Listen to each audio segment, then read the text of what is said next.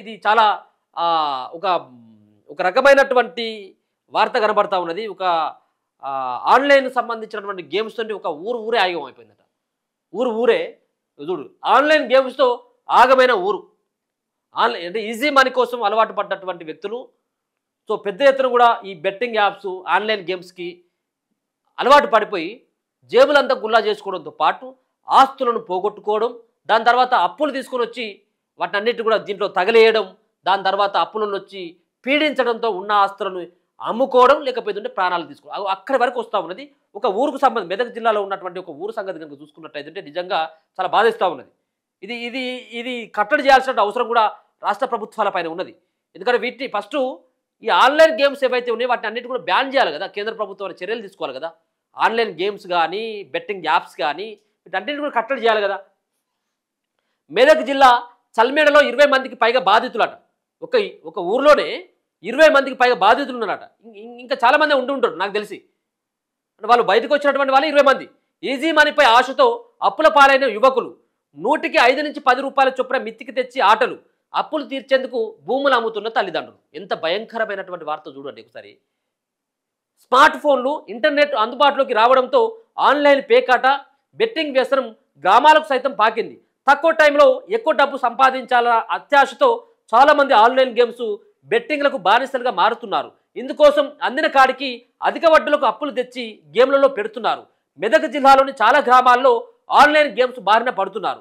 నిజాంపేట మండలంలోని ఒక చల్మేడ గ్రామంలోనే సుమారు 20 మంది యువకులు ఒకరిని చూసుకుంటూ ఒకరు ఆన్‌లైన్ పేకాట, బెట్టింగ్ యాప్స్ను డౌన్లోడ్ చేసుకొని పైసలు పెట్టి భారీగా నష్టపోతున్నారు. చూడండి, దయచేసి ఇదంతా కూడా ఒక వ్యసనం.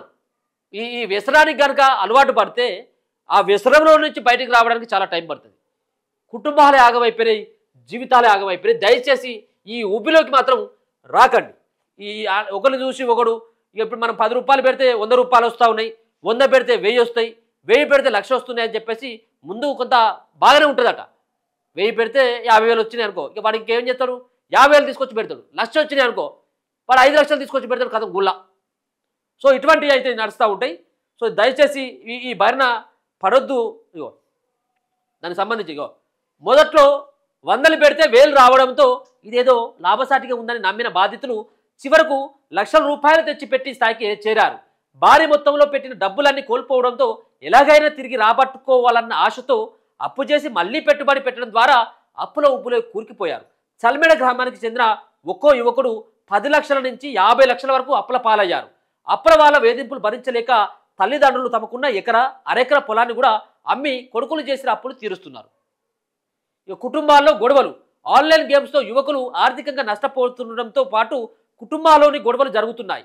పిల్లలు, తల్లిదండ్రుల మధ్య, భార్యాభర్తల మధ్య గొడవలు అవుతున్నాయి. అప్పులు తీర్చేందుకు కొందరు పిల్లలు తమ తల్లిదండ్రులపై ఒత్తిడి తీసుకొస్తుండడం, భూములు అమ్మే పరిస్థితి తలెత్తడంతో పరిస్థితులు ఆత్మహత్యలు చేసుకునేదాకా వెళ్ళాయి. ఆ పిల్లగాడు ఫోన్లో గేమ్ ఆడి మస్తు పైసలు పోగొట్టిందట, మస్తు అప్పు అయింది, కొంత భూమి అమ్మేసిండు, అయినా ఇంకా అప్పు ఉందట, ఇంకింత భూమి అమ్మితే గానీ అప్పు తీరేటట్టు లేదు అనే మాటలు చల్మేడ గ్రామంలో వినిపిస్తున్నాయి. 10 మిత్తికి తెస్తున్నారట. ఆన్‌లైన్ గేమ్స్కు అలవాటు పడిన యువకులు కొందరు ప్రైవేట్ ఫైనాన్స్లో అప్పులు తీసుకుంటున్నారు. దీనిని అదునుగా తీసుకొని ప్రైవేట్ ఫైనాన్స్ వ్యాపారులు 100కు 5 నుంచి 10 వరకు మిత్తి వసూలు చేస్తున్నారు. దీంతో అసలుతో పాటు మిత్తి భారీగా పెరిగిపోతున్నది. మండల కేంద్రమైన నిజాంపేటలో కొంతమంది ఎలాంటి ప్రభుత్వ అనుమతులు లేకుండా ఫైనాన్సులు నడిపే వ్యక్తులు అధిక వడ్డీకి అప్పులు ఇస్తుండడంతో పాటు షూరిటీగా భూములను ముందే రిజిస్ట్రేషన్ చేసుకొని నిర్ణీత గడువులోగా అప్పు, మిత్తి డబ్బులు చెల్లించకుంటే ఆ భూములు తమ పరం చేసుకున్నట్టు తెలిసింది. ఇక అవగాహనతోనే అడ్డుకట్ట. గ్రామంలో అనేక మంది యువకులు ఆన్‌లైన్ గేమ్స్ ఉచ్చులో చిక్కుకొని ఆర్థికంగా నష్టపోతుండడంతో పాటు భూములు అమ్ముకునే పరిస్థితి నెలకొన్నది. యువత ఆన్‌లైన్ గేమ్స్ జోలికి వెళ్లకుండా పోలీసులు గ్రామంలో అవగాహన కార్యక్రమాలు చేపట్టాలని గ్రామస్తులు కోరుతున్నారు. అలాగే అధిక వడ్డీకి అప్పులు తీస్తున్న ప్రైవేట్ ఫైనాన్స్ వ్యాపారులపై చట్టపరంగా చర్యలు ఇప్పుడు ఎంత కూడా వాళ్ళపైన చర్యలు తీసుకోవాలి, వీళ్ళపైన చర్యలు తీసుకోవాలి అని చెప్పేసి అనేదానికంటే బెట్టింగ్ యాప్స్ ఏవైతే ఉన్నాయో, ఆన్‌లైన్ గేమ్స్ ఏవైతే ఉన్నాయో వాటిని అక్కడనే నరికేస్తే, అక్కడనే కట్టడి చేసినట్టయితే ఇంత దూరం రాదు కదా. పోలీసులు వచ్చి అవగాహన కల్పించడం, భూములు అమ్ముకోవడం, ప్రైవేట్ ఫైనాన్స్ ఎంత దానికంటే అక్కడనే ఏదైతే స్టార్ట్ అవుతుందో అక్కడనే కట్టడి చేస్తే అయిపోతుంది కదా. మొదలే నరికితే అయిపోతుంది కదా. ఈ కొసలు మండలు నరికేదానికంటే మొదలు నరికితే అయిపోతుంది కదా. దీన్ని చేయరు. ఎందుకు చేయరు? బెట్టింగ్ యాప్స్ ప్రమోషను, దానివల్ల ఆదాయాలు, అంత వ్యవహారం ఉంటుంది. బెట్టింగ్ యాప్స్ జోలికి వెళ్ళొద్దు. యువత బెట్టింగ్ యాప్స్, ఆన్లైన్ గేమ్స్ జోలికి వెళ్ళొద్దు. అప్పుల ఊపిలో చిక్కుకోవద్దు. గ్రామాల్లో ఆన్లైన్ గేమ్స్, బెట్టింగ్ యాప్లపై అవగాహన కల్పిస్తాం. అలాగే భూములు కుదువబెట్టుకొని అధిక వడ్డీలకు అప్పులు ఇస్తున్నటువంటి వారిని కూడా గుర్తించి కఠిన చర్యలు తీసుకుంటామని చెప్పేసి నిజాంపేట ఎస్ఐ చాలా నిజంగా కూడా ఇది అంత కూడా ఈ వార్త చాలా బాధాకరమైనటువంటి వార్త. ఇండ్లే పోయినాయి, భూములు అమ్మేసుకుంటా ఉన్నారు.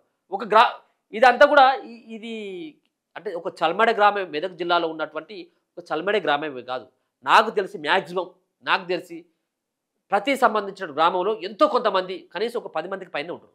ఈ బెట్టింగ్ యాప్స్ లేకపోయినట్టు ఉంటే ఈ యొక్క ఆన్లైన్ గేమ్స్కి అలవాటు పడి డబ్బులు పోగొట్టుకున్నటువంటి వాళ్ళే కావచ్చు, లేకపోతే వీటికి అలవాటు పడి రెగ్యులర్గా ఆడుతున్నటువంటి వాళ్ళే కావచ్చు.